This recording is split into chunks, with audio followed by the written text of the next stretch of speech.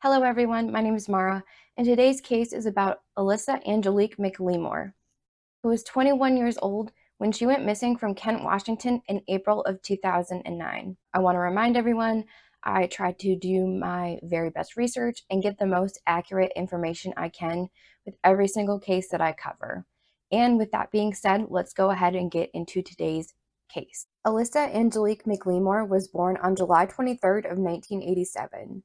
Alyssa has a daughter named Nevaeh that was born in 2006, and it was said that she was a very devoted mom. Her and her family were part of the Aleut tribe. It was also said that Alyssa loved dancing and roller skating. She was also very close to her mom, and sometimes she would color her hair blonde. In 2009, 21-year-old Alyssa was living with her mom, Gracie, and her grandma, Barbara, in Kent, Washington.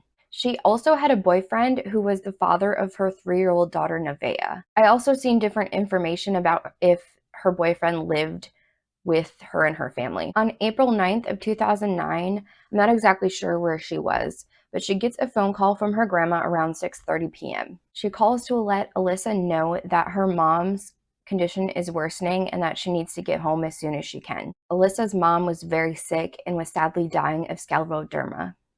Scleroderma is an autoimmune connective tissue and rheumatic disease that causes inflammation in the skin and other areas of the body. But so Alyssa goes ahead and tells her grandma, of course, I'll be home as soon as I can.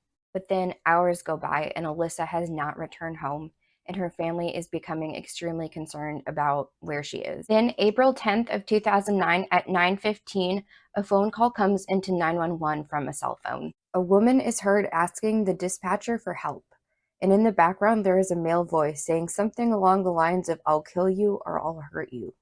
And before the dispatcher is able to get any more information, the phone hangs up.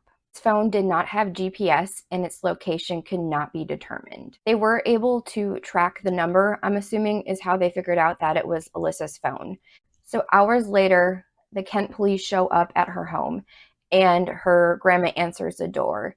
And they let her know that they're responding to a call that was made off of Alyssa's phone to 911. They then let the authorities know that Alyssa has not come home and they're concerned about where she is and what happened, and that this was completely unlike her to be out of contact with her family for more than just a few hours. But police say she's an adult, she can go and come as she pleases, and there's also no way that we can prove that it was her on the 911 call.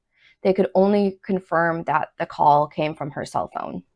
And then a few days later, they are continuing to try to call her phone, see if they can get somebody to answer, but suddenly her phone was no longer taking calls. So I'm not sure if that meant it just went straight to voicemail or if it was completely out of service at this point. Either way, I feel horrible for her family. That would be so scary, especially when she isn't the type to just fall out of contact with them. I do not blame them at all for having a bad feeling and wanting some type of answers. On April 17th of 2009, a short article was in the Tacoma News Tribune. It gave the information about the 911 call and if anyone knew any information for them to please come forward and let authorities know. And a witness did come forward, saying that they saw Alyssa on April 9th of 2009 in Kent, Washington. They seen her near 30th Avenue South and Kent Des Moines Road, and it said that this area is known for prostitutes and their customers. Alyssa did have a history of prostitution arrest. It's just completely a side note. I'm not here to judge. We're all just trying to make money and live our lives, and it definitely does not make her less important or her case less important.